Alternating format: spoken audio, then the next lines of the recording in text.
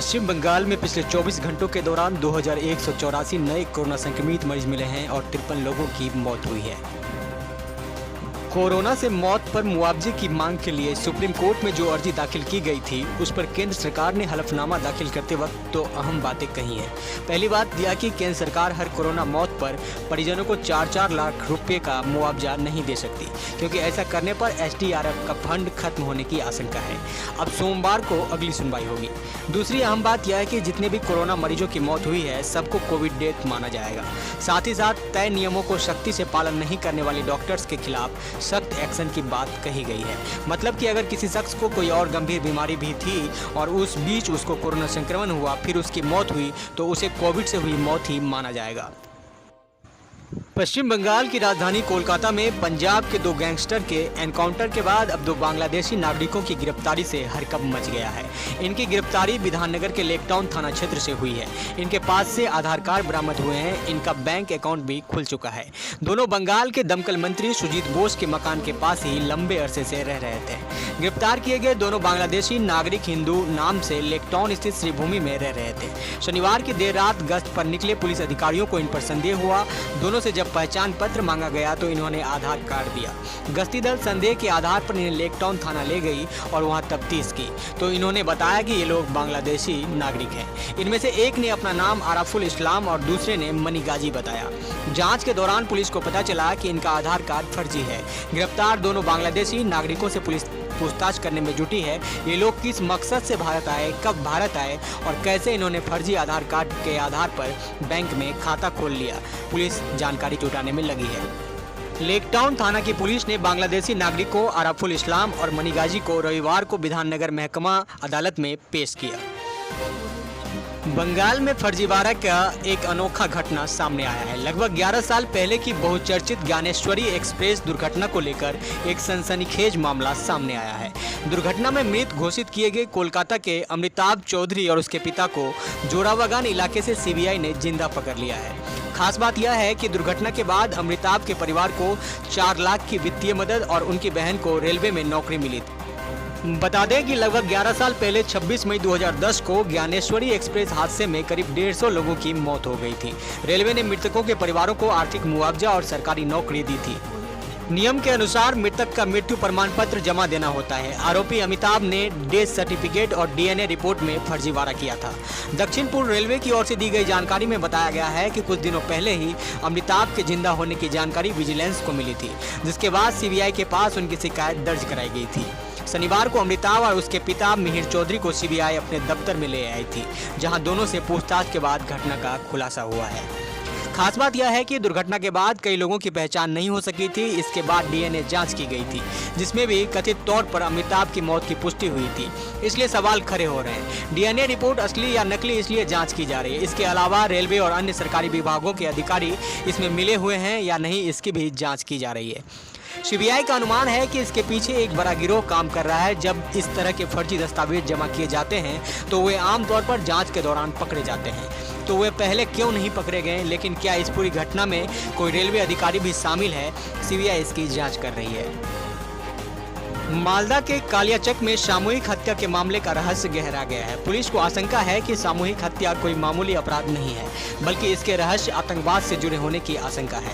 Police पूरे मामले की जांच कर रही है और आरोपी से पूछताछ कर रही है। बता दें कि शनिवार को करीब 4 महीने पहले एक युवक ने नींद की गोलियां खिलाकर परिवार के 4 सदस्यों की हत्या करने और उन्हें एक कमरे में दफनाने का मामला सामने आया था। शनिवार को 19 वर्षीय आरोपी को गिरफ्तार कर लिया गया था। आरोपी आसिफ मोहम्मद ने अपने पिता जावेद अली, मां ईरा बीबी, बहन आरिफा खातून और दादी अलेक्जन बीबी की हत्या कर शवों को दफना दिया था।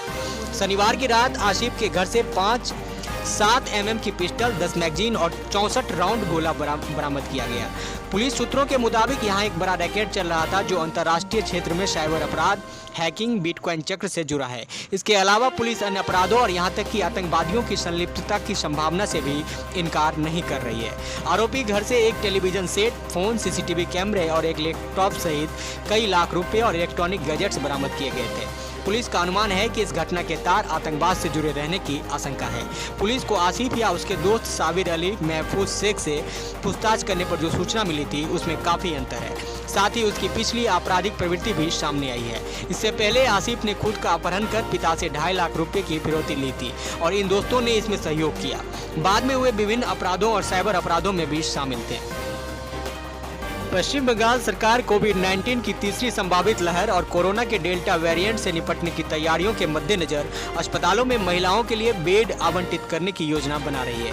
तीसरी लहर की संभावित खतरों को देखते हुए तैयारियों की समीक्षा के लिए सीएम ममता बनर्जी सोमवार को अपराह्न 3 बजे अधिकारियों के साथ बैठक करेगी। पश्चिम बंगाल स्वास्थ्य सेवा के निदेशक अजय चक्रवर्ती ने बताया कि राज्य सरकार द्वारा संचालित अस्पतालों और निजी अस्पतालों में 26,000 कोविड-19 बिस्तरों में लिंग अनुपात को बदलने की योजना बनाई जा रही है। उन्होंने कहा कि पश्चिम बंगाल में वर्तमान में कोविड-19 बिस्तरों के संबंध में पुरुषों के लिए लिंग अनुपात लगभग 60-40 है। हम पुरुष रोगियों के लिए बिस्तरों की संख्या को कम करके और महिलाओं के लिए बिस्तरों की संख्या बढ़ाकर 40-60 करने की योजना बना रहे हैं।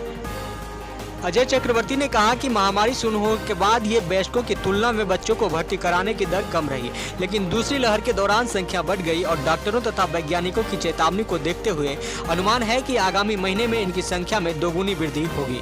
उन्होंने कहा कि इसे ध्यान में रखते हुए राज्य सरकार ने गहन देखभाल इकाई यानी कि CCU के कम से कम 5% बेड और HDU यानी कि उच्च निर्भरता इकाई के 10% बेड आरक्षित करने का फैसला किया है। जलपाईगुड़ी, कूच बिहार, उत्तरी दिनाजपुर, पुरुलिया, रामपुर और डायमंड हार्बर में बच्चों के लिए 6 नई गहन बंगाल विधानसभा चुनाव की प्रक्रिया समाप्त हुए करीब 1.5 महीने बीत गए। नतीजे आ गए हैं, सरकार बन गई है, लेकिन चुनावी लड़ाई अभी भी खत्म नहीं हुई है। नंदीग्राम में भारतीय जनता पार्टी के उम्मीदवार शुभेंदु अधिकारी से हारी पश्चिम बंगाल के मुख्यमंत्री ममता बनर्जी ने मतगणना में धांधली के आरोप लगाए हैं। वहां फिर से मतगणना कराने के लिए तृणमूल सुप्रीमो कलकत्ता हाईकोर्ट पहुंच गई है। तृणमूल कांग्रेस की ओर से नंदीग्राम के अलावा 4 और सीटों पर पुनर्मतगणना की मांग करने वाली याचिका दायर की गई है। यहाँ सत्तारूढ़ दल को मामूली अंतर से शिकस्त मिली थी। अब बीजेपी भी इसी राह पर चलने वाली है।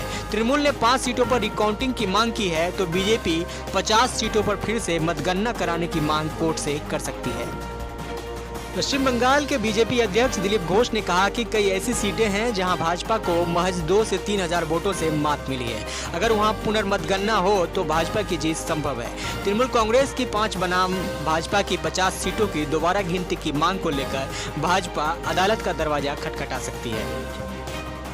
पश्चिम बंगाल सरकार ने चुनाव की बाद की हिंसा पर कलकत्ता हाईकोर्ट के आदेश को वापस लेने के लिए न्यायालय में पुनर्विचार याचिका दायर की है। कलकत्ता हाईकोर्ट की 5 न्यायाधीशों की पीठ ने राष्ट्रीय मानवाधिकार आयोग को राज्य का दौरा करने और रिपोर्ट प्रस्तुत करने के लिए कहा था।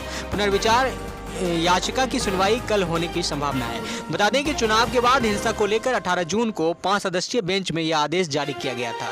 कलकत्ता हाईकोर्ट ने चुनाव के बाद हिंसा को लेकर सुनवाई करते हुए शुक्रवार को कहा था कि पहले तो राज्य सरकार लगे आरोपों को मान ही नहीं रही, लेकिन हमारे पास कई घटनाओं की जानकारी और सबूत है। इस तरह के आरोपों को लेकर राज्य सरकार चुप नहीं रह सकती। अदालत ने हिंसा की जाँच के लिए राष्ट्रीय मानवाधिकार आयोग को एक समिति गठित करने का निर्देश दिया था। साथ ही राज्य सरकार को उस समिति का सहयोग करने को कहा था। बंगाल के अन्य हिस्सों सहित महानगर कोलकाता में रह रहकर मूसलाधार बारिश हो रही है। बुधवार और गुरुवार को हुई तेज बारिश के कारण अब तक कोलकाता के कई इलाकों में पानी भरा हुआ है। आज भी भयावह बारिश हुई है। कोलकाता नगर निगम के प्रशासक फिरहाद हकीम ने इसके लिए तृणमूल छोड़कर भारतीय जनता पार्टी का दामन थामने वाले प्रदेश के पूर्व सिंचाई मंत्री राजीव बनर्जी को जिम्मेदार ठहराया है। फिरहाद हकीम ने कहा है कि कोलकाता महानगर में कई जगहों पर मेट्रो का काम चल रहा है। कई जगहों पर मेट्रो कार्य के कारण टाली नाला व अन्य खालों के मार्ग अवरुद्ध हो गए हैं। इसके अलावा खालों की ड्रेजिंग नहीं होने के कारण बेहला, खिदिरपुर, जादवपुर व टालीगंज इलाके में जल जमाव की समस्या देखी जा रही है। इसके लिए फिरहाद हकीम ने राज्य के पूर्व सिंचाई मंत्री राजीव बनर्जी का नाम लिए बगैर उन पर निशाना साधा। ममता बनर्जी की कैबिनेट के मंत्री फिरहाद हकीम ने कहा कि कई बार कहने के बाद भी पूर्व मंत्री ने खालों की ड्रेजिंग नहीं कराई, इसी कारण महानगर की यह स्थिति है। फिरहाद हकीम ने कहा कि कोलकाता में ड्रेनेज व मैनहोल की स्थिति ठीक है, क्योंकि समय समय पर इसकी ड्रेजिंग की जाती है। उन्होंने बताया कि बेहला में कोलकाता पर्यावरण सुधार निवेश कार्यक्रम के तहत ड्रेनेज सिस्टम तैयार हो रहा है। इस वजह से बेहला में बारिश के दौरान जल भराव की समस्या जटिल हो जाए। KEIIP लंबे समय से यह कार्य कर रहा है। काम में तेजी लाने के लिए हाल ही में KEIIP के साथ फिरहाद हकीम ने बैठक की थी। बैठक में काम को जल्द से पूरा करने को कहा गया था। ऐसा नहीं करने पर कार्यरत ठेकेदारों से कहा गया है कि उन्हें काली सूची में डाल दिया जाएगा। महानगर के विभिन्न स्थानों पर पानी की निकासी व जलजमाव वाले क्षेत्रों के हालात